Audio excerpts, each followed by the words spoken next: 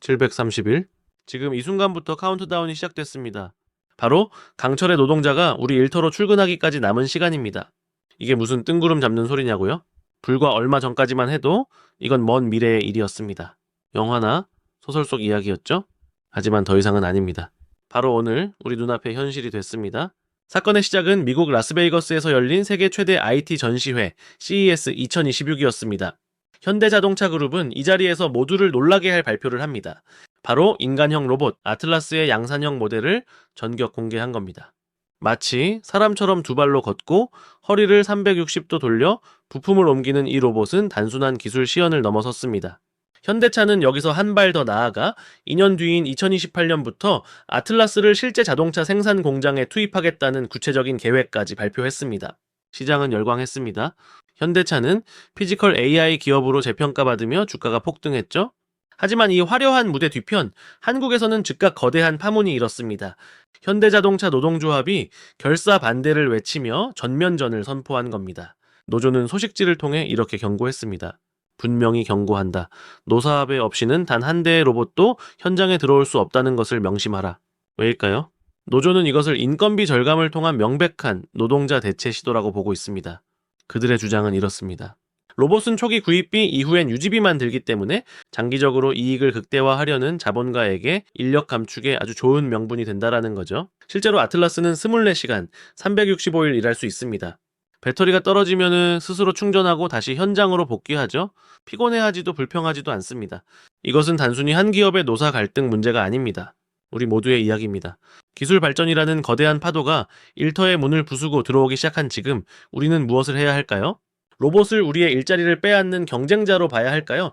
아니면은 인간을 더 힘들고 위험한 일에서 해방시켜줄 파트너로 맞이해야 할까요?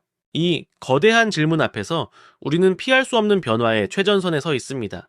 이 영상은 바로 그 갈등의 본질을 파헤치고 파괴적인 혁신을 넘어 지속가능한 공존으로 나아갈 길을 여러분과 함께 모색해보고자 합니다. 지금부터는 2억 원짜리 로봇 한 대와 연봉 1억 원의 노동자 2명, 이 냉정한 숫자들이 말해주는 갈등의 진짜 이유를 본격적으로 파헤쳐 보겠습니다. 자, 그럼 왜 싸우는 걸까요?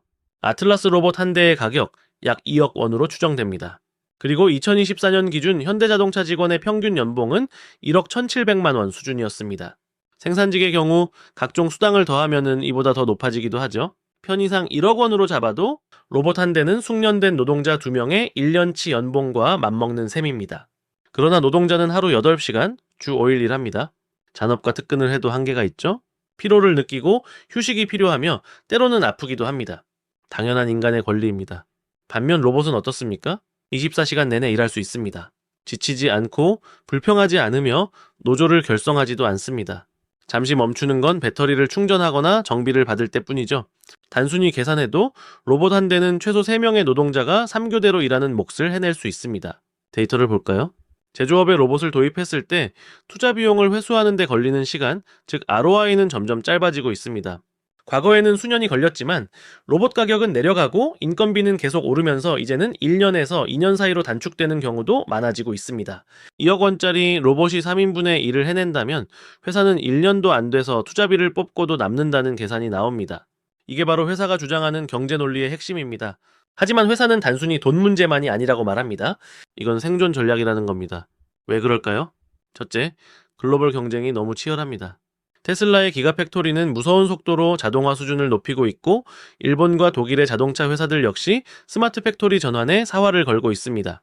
여기서 우리만 효율성을 높일 수 없다라면 글로벌 경쟁에서 뒤처질 수 있습니다. 어쩌면은 회사 전체가 휘청일 수도 있죠. 내가 지키려고 했던 일자리 자체가 사라질 수도 있습니다. 둘째는 바로 사람을 구하기가 너무 어렵다는 겁니다. 특히 힘들고 위험하고 더러운 이른바 3D 업종의 기피 현상은 제조업의 뿌리를 흔들고 있습니다.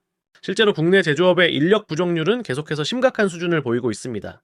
젊은 세대는 더 이상 컨베이어 벨트 앞에서 반복적인 육체 노동을 하려 하지 않습니다. 사람이 기피하는 위험하고 고된 작업을 로봇에게 맡기는 건 이제 선택이 아닌 필수라는 게 회사의 주장입니다. 자, 그럼 노조의 주장은 어떨까요? 그들은 왜 결사 반대를 외치는 걸까요? 노조에게 이 문제는 효율성의 문제가 아니라 생존권의 문제입니다. 그들이 가장 두려워하는 단어는 바로 노동 대체입니다. 로봇 한 대가 들어와 노동자 2~3명의 일자리를 빼앗는 현실이 눈앞에 닥친 겁니다. 한번 상상해보세요. 수십 년간 한자리에서 묵묵히 용접을 하고 부품을 조립하며 가족을 부양해온 노동자가 있습니다. 그런데 어느 날 나와 똑같은 작업을 훨씬 빠르고 정확하게 심지어 24시간 내내 해내는 로봇이 옆자리에 들어섭니다. 당신은 이제 필요 없습니다 라는 말을 듣게 될 날이 머지않았다는 공포, 이게 바로 노조가 느끼는 위기감의 실체입니다. 이건 단순히 피해망상이 아닙니다. 실제로 세계경제포럼 같은 기관들은 AI와 자동화로 인해 향후 몇 년 안에 수많은 기존 일자리가 사라질 것이라고 경고하고 있습니다. 노조는 지금 막지 않으면 이 옴대체의 물결이 걷잡을 수 없이 공장 전체를 덮칠 것이라고 보는 겁니다. 지금의 투쟁은 바로 미래의 동료들과 자식들의 일자리를 지키기 위한 싸움이라는 명분이 있는 셈이죠. 그런데 말입니다. 이 갈등의 밑바닥에는 숫자나 논리만으로는 설명할 수 없는 더 깊고 어두운 감정이 깔려 있습니다. 바로 불신입니다. 현대차 노사 관계는 수십 년간 대립과 갈등으로 점철된 역사를 가지고 있습니다. 회사는 노조를 경영의 발목을 잡는 집단으로 보고 노조는 회사를 노동자를 쥐어짜 이윤만 추구하는 집단으로 보는 시각이 여전히 존재합니다. 이런 깊은 불신의 골이 있는 상황에서는 회사가 아무리 생존을 위한 혁신이라고 외쳐도 노조의 귀에는 인건비 절감을 통한 구조조정의 다른 이름으로 들릴 뿐입니다. 결국 지금 벌어지는 싸움은 단순히 2억 원짜리 로봇과 연봉 1억 노동자 2명의 대결이 아닙니다. 생산성이라는 가치와 인간의 존엄성이라는 가치가 정면으로 충돌하고 있는 현장입니다. 그리고 그 충돌의 에너지는 수십 년간 쌓여온 불신이라는 기름을 만나 더욱 격렬하게 타오르고 있는 것이죠. 그렇다면 이 치열한 싸움, 과연 우리만 겪고 있는 문제일까요? 기술 발전을 우리보다 먼저 고민했던 다른 나라들은 이 문제를 어떻게 풀었을까요? 혹시 갈등을 넘어 공존으로 나아간 다른 길은 없을까요? 지금부터는 독일의 사례를 집중적으로 파헤쳐 보겠습니다. 독일은 다가오는 기술의 파도를 대체가 아닌 전환의 기회로 바라봤습니다. 로봇이 인간의 일자리를 빼앗는 제로섬 게임이 아니라 인간을 더 힘들고 위험한 일에서 해방시키고 새로운 역할로 나아가게 하는 과정으로 재정의한 것이죠.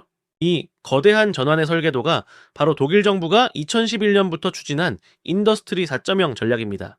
제조업의 정보통신 기술을 융합해 생산성을 극대화하는 이른바 4차 산업혁명의 청사진이었죠. 그런데 여기서 정말 중요한 점이 있습니다. 독일은 기술 발전 계획만 세운 게 아니라는 겁니다. 기술의 변화가 인간의 노동에 미칠 영향을 예측하고 대비하기 위한 사회적 논의를 동시에 시작했습니다. 그 결과물이 바로 노동 4.0이라는 이름의 사회적 대타협입니다. 이건 단순한 구호가 아닙니다. 아주 구체적이고 정교하게 설계된 시스템입니다. 이 시스템의 핵심 플레이어는 세 그룹입니다. 바로 정부, 기업, 그리고 노조입니다. 이들 노사정이 함께 머리를 맞대고 기술 변화라는 열차의 운전대를 함께 잡은 겁니다. 이 독일식 해법이 작동하는 방식은 이렇습니다. 첫째, 함께 예측하고 계획합니다. 어떤 기술이 도입되면 어떤 공장의 어떤 직무가 영향을 받을지 노사정이 함께 분석하고 예측합니다. 그리고 그 변화에 대응하기 위한 전환 계획을 공동으로 수립합니다. 여기서 중요한 건 노조가 단순히 회사의 결정을 통보받는 게 아니라 계획 단계부터 핵심 주체로 참여한다는 점입니다. 둘째, 해고가 아닌 재교육에 투자합니다. 자동화로 인해 역할이 줄어들 노동자가 생기면 그들을 해고하는 대신 새로운 기술을 가르치고 다른 직무로 전환할 수 있도록 국가와 기업이 막대한 투자를 합니다. 독일은 이미 세계 최고 수준의 직업훈련 시스템을 갖춘 나라입니다. 이 시스템을 활용해 기존 노동자들이 디지털 시대에 맞는 새로운 역량을 갖추도록 돕는 겁니다. 실제로 독일의 평생교육 참여율은 매우 높은 수준을 유지하고 있으며 정부는 이를 더 확대하려는 목표를 가지고 있습니다. 셋째, 사회적 안전망이 이 모든 것을 뒷받침합니다. 만약의 경우 직무 전환에 실패하거나 새로운 일자리를 찾지 못하는 사람들을 위해 든든한 사회적 안전망이 존재합니다. 실업급여와 고용보험 제도가 잘 갖춰져 있어 노동자들이 변화의 과정에서 극단적인 생계의 위협을 느끼지 않도록 보호하는 것이죠. 결과는 어땠을까요? 독일은 인더스트리 4.0을 통해 제조업 혁신을 이끌면서도 극심한 사회 갈등 없이 안정적인 고용을 유지하는 데 성공하고 있습니다. 하지만 중요한 것은 그들은 싸움이 아닌 대화를 통해 해법을 찾아가고 있다는 사실입니다. 기술은 죄가 없습니다. 문제는 기술 변화의 충격을 흡수하고 그 혜택을 사회 전체가 함께 나눌 수 있는 시스템이 있느냐 없느냐의 차이인 겁니다. 하지만 여기서 우리는 냉정한 현실 하나를 더 직시해야 합니다. 이 독일식 해법이 가진 치명적인 약점, 바로 속도의 한계입니다. 모두의 동의를 구하고 사회적 합의를 이끌어내는 과정은 필연적으로 느릴 수밖에 없습니다. 독일이 노동 4.0을 논의하며 한 걸음 한 걸음 신중하게 발을 뗐던 그 시간 동안 세계의 다른 쪽은 어떻게 변했을까요? 테슬라와 같은 글로벌 경쟁자들은 합의가 아닌 결단으로 움직였습니다. 그들은 밤낮 없이 공장을 자동화하고 소프트웨어를 업데이트하며 무서운 속도로 생산성을 끌어올렸죠. 반면 독일은 너무 꼼꼼하고 정교한 합의 시스템에 묶여 정작 중요한 디지털 전환의 골든타임을 놓치고 있다는 비판을 받기도 합니다. 최근 독일 경제가 유럽의 병자라는 별명을 다시 얻게 된 이유 중 하나도 바로 이 느린 혁신의 속도 때문입니다. 결국 우리에게 주어진 숙제는 훨씬 더 까다롭습니다. 독일처럼 갈등을 관리하되 테슬라처럼 민첩하게 움직여야 합니다. 합의에만 매몰되어 자동화의 타이밍을 놓친다면 우리가 지키고자 했던 일자리 자체가 공중분해될 수도 있기 때문입니다. 공장이 글로벌 경쟁력을 잃고 문을 닫게 된다면 그곳에 남는 것은 합의가 아니라 공멸뿐입니다. 가장 최악의 상황이 되는 것이죠. 그렇다면 이 독일의 사례는 우리에게 무엇을 말해줄까요? 우리에게 없는 것은 기술이 아니라 바로 이 사회적 합의 시스템입니다. 하지만 그 시스템은 단순히 싸움을 멈추는 도구가 아니라 가장 효율적인 혁신의 길을 가장 빠르게 찾아내는 지능적인 엔지니어여야 합니다. 대립과 불신이 아닌 신뢰와 협력, 그리고 생존을 위한 속도까지 이 세 가지를 동시에 쥐어야 하는 것이 지금 현대자동차, 그리고 우리 앞에 놓인 진짜 도전입니다. 자, 독일식 해법이 우리에게 어떻게 전환할 것인가에 대한 힌트를 줬다면 이제 우리 개인은 조금 더 냉정하고 현실적인 미래의 풍경을 들여다봐야 합니다. 결국 기업 입장에서 자동화는 더 이상 선택의 문제가 아닙니다. 글로벌 전쟁터에서 살아남기 위해, 경쟁력을 유지하기 위해 반드시 가야만 하는 길입니다. 개인이 아무리 저항해도 기업은 생존을 위해 로봇을 들여올 것이고 그 과정에서 기존의 일자리가 사라지는 것은 피할 수 없는 흐름이 될 것입니다. 그렇다면 우리는 무엇을 해야 할까요? 무작정 변화의 파도를 막아서는 것이 답일까요? 아닙니다. 오히려 지금부터 내가 설 다음 자리를 미리 알아보고 준비하는 현명함이 필요합니다. 파도에 휩쓸리기보다 그 파도를 타고 넘어갈 새로운 해안선을 찾아야 하는 것이죠. 두려움부터 이야기해볼까요? 네, 맞습니다. 수많은 일자리가 사라질 겁니다.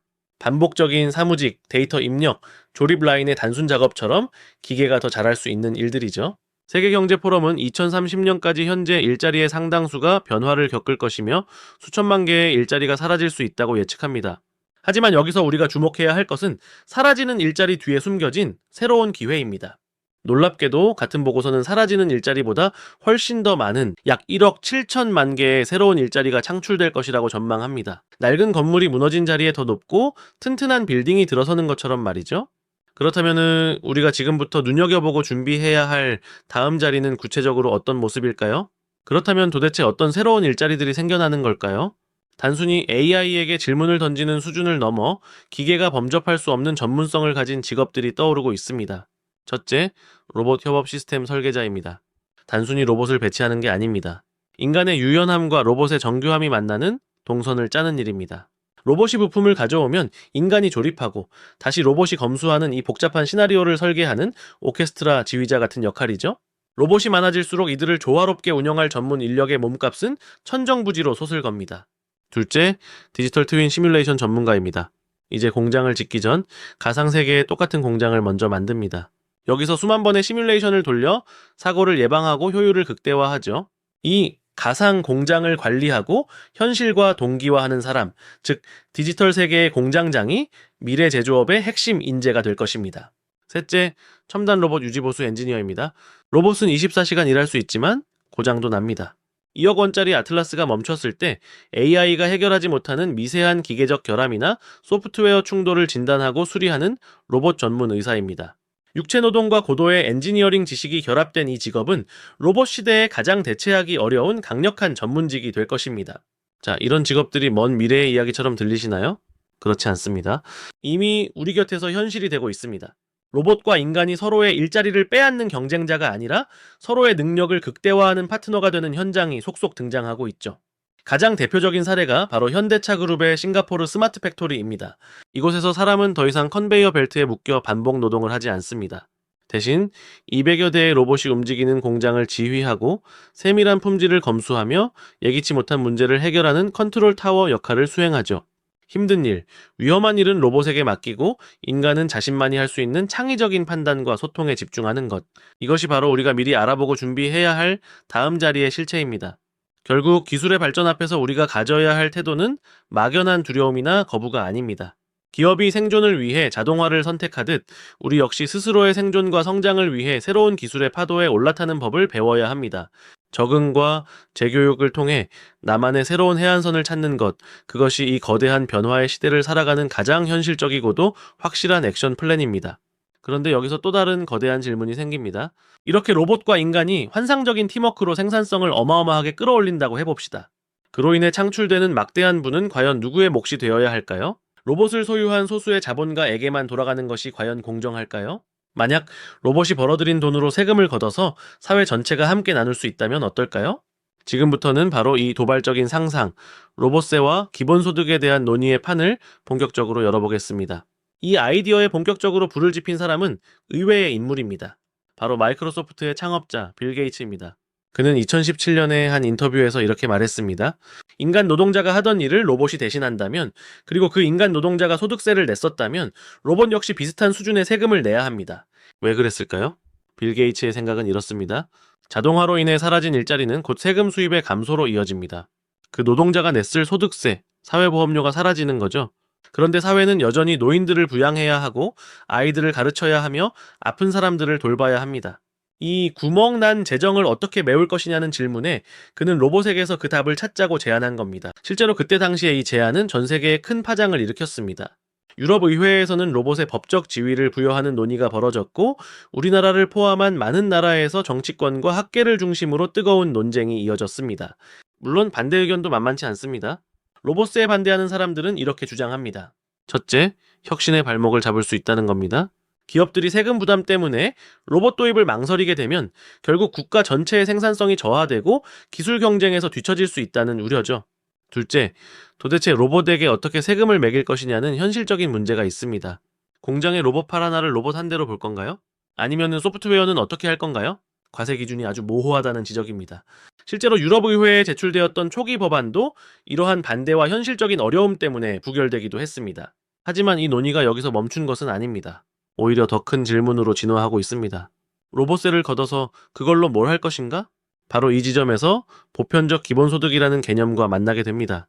보편적 기본소득은 말 그대로 재산이나 소득, 고용 여부와 상관없이 모든 사회 구성원에게 최소한의 인간다운 삶을 유지할 수 있도록 정기적으로 현금을 지급하는 제도입니다.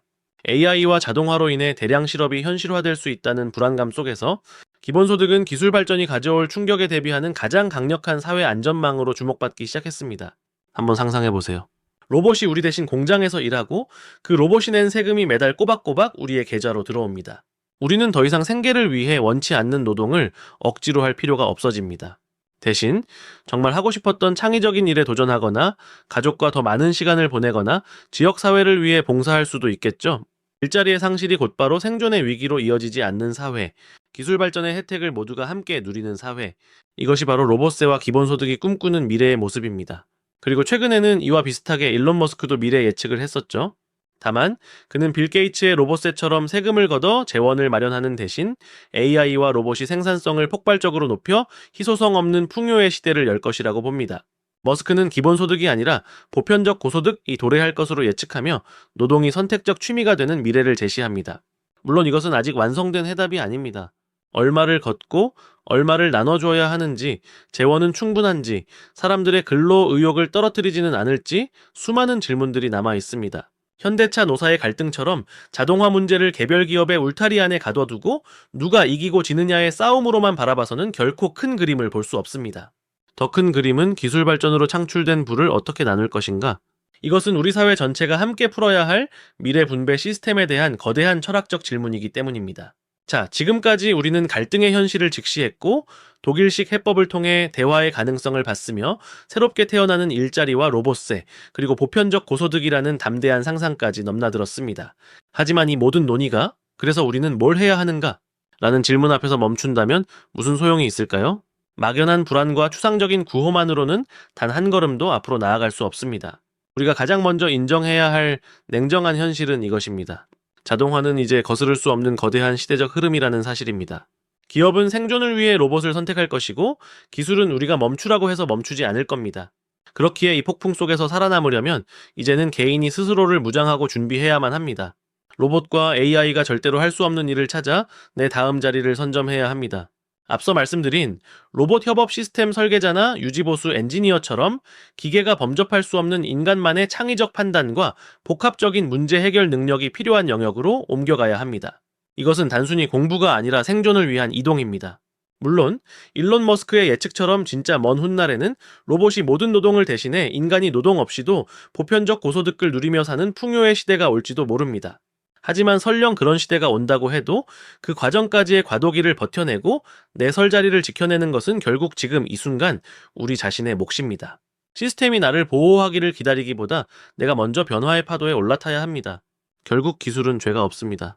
그 기술을 우리 사회가 어떻게 받아들이고 우리가 각자 어떤 준비를 하느냐에 모든 것이 달려 있습니다. 이제 선택은 우리의 몫입니다. 로봇을 나의 일자리를 빼앗는 무자비한 경쟁자로 만들 것인가, 아니면 나를 고된 노동에서 해방시키고 더 창의적인 일로 이끄는 파트너로 만들 것인가. 저 거대한 강철의 노동자를 파트너로 맞이할 준비가 되셨습니까? 그 선택은 기술이 아닌 바로 우리 사회의 약속과 여러분 개개인의 준비에 달려 있습니다. 오늘 우리의 선택이 다음 세대의 일의 풍경을, 그리고 우리 아이들이 살아갈 세상의 모습을 결정할 것입니다. 당신은 어떤 미래를 선택하시겠습니까?